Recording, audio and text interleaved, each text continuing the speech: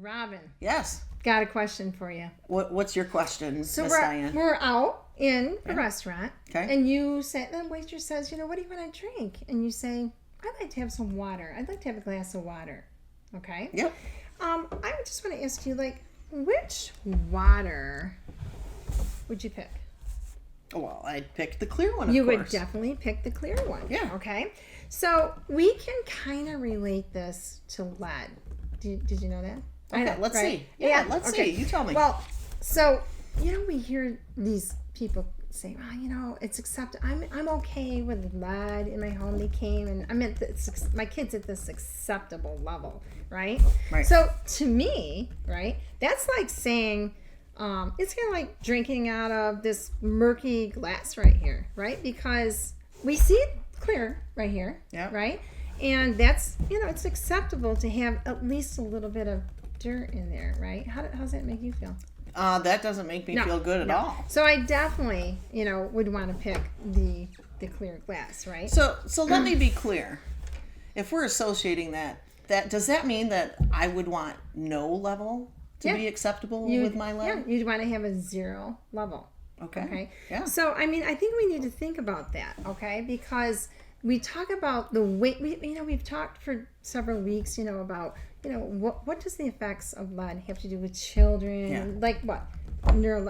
Health situations, learning abilities and stuff like that. But today I think we really should talk about adults, okay? Yep. Because there's so much out there that when these kids get tested, in my own mind, I'm thinking, why are we not testing the adults, right? Yeah. So I think we talked last week about we empowered the reader, asked for a level, okay, for the entire family, okay? Mm-hmm. Because that's so important. And the thing is, too, people are doing all different kinds of work today, right? There, there's folks that do certain types of mining, they do smelting, different things like that, right?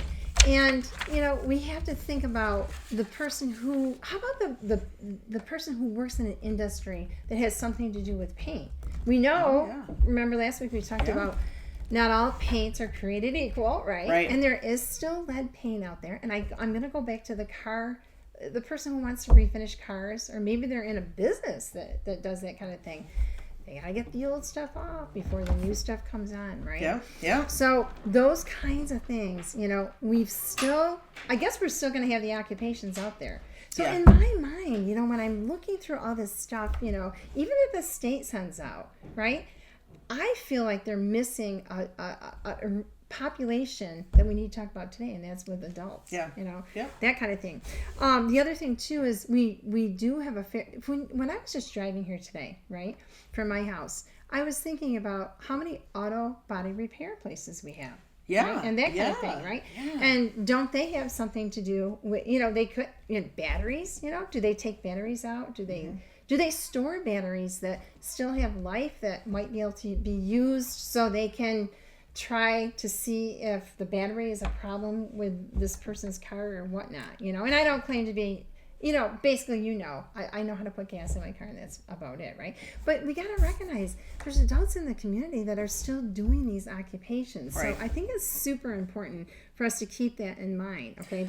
I need you to tell me more, because you're 100% right. I know people that work at places where they do take batteries in and out, or maybe in the past they used to pump gas places that, back when we had to pick lead or unleaded, right? Yeah. Remember that? Some of these people are not even going to remember that. Yeah, but I mean, again, that's that population, right? You go, and how many people long for those older vehicles, and there's so many people that just love the idea of remodeling them and getting an old and exactly. So tell me more. Father's Day's coming up, right? How many people go to a Father's Day car show? Okay. Think about that. So think about now I'm going to kind of wind this into a little bit of health, for the adult person. We think about things like high blood pressure. Okay. Mm-hmm. So if you go to the doctor's office, they're going to use that term hypertension, right? So what is that? That's just basically high blood pressure, okay? And they do relate, there is enough scientific research out there to say that people who do live in lead houses or have been exposed to lead, maybe through an occupational type thing, there is an association with, okay, a correlation with high blood pressure, okay, related to like the small amounts of lead. And we talked about, right, the water. Yeah. Right? And that's why I'm funny about this acceptable level of lead, right? Because think about it. If we do this acceptable level of lead over a period of time, it then becomes, according to scientific research, it might take years, right? But it can wreak havoc with things like our blood pressure. Now, we got to have our blood pressure working right, or we're going to get something like a stroke or a heart attack. We might even find that we start shooting out those little clots called blood clots and things like that. So I just think to myself, why would we really, really want to take the risk? Okay. Right. Have you ever thought about the correlation? It is correlation, and we're still building evidence on that. But I'm hearing most of this lead situation going on about kids, and that kind of thing. So today I just wanted, and I got to tell you, it's very alarming. It is alarming. Right? So that's why we say get the whole family tested. Make sure. But there's one last thing that I want to think about. And lately, because I'm a little older, right? And I've been thinking about bones, and I went and had like a bone density and things like that. That's what you do when you get a little older. And I encourage people to do that when they're a little younger, to have a baseline, right? But here's the funny thing that people don't understand. So think about this for a minute. Your bones lead likes to hide in bones.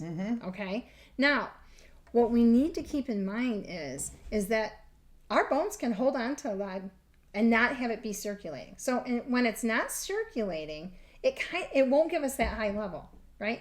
Then we have this thing called stress. Has there been any stress? Oh, I mean, right? Yeah. Has there been stresses, right? Yeah. We just lived through April 15th. Everybody had to have their taxes in. Yeah. The gas bills are high. The NYSEG is high. That kind of thing. We have stresses in our family and that kind of thing. This is what I want you to, and this is what I want to kind of end with here, is that when we have stress in our body, that's the time that can push that little on button with our bones. So our bones have been holding on to this lead, all right, only because we've had the exposure or the poisoning, right? It might not release that lead into our system for years. Wow. Then all of a sudden we have maybe a family member is, being ruled out for cancer or something, some kind of thing comes on, and that triggers the body to have a response where they let loose of this lead in our bones. Then they will test positive for lead. Okay, so this is the thing too. I really wanted to talk about the fact that we really need to think about adults in this way too. So just remember, here's a little quiz for you. What's the normal level for lead, Robin? None. Zero. That's great. And so let's talk more about this another time. Okay? Sounds good. Great. Sounds good. Thank you. You're welcome.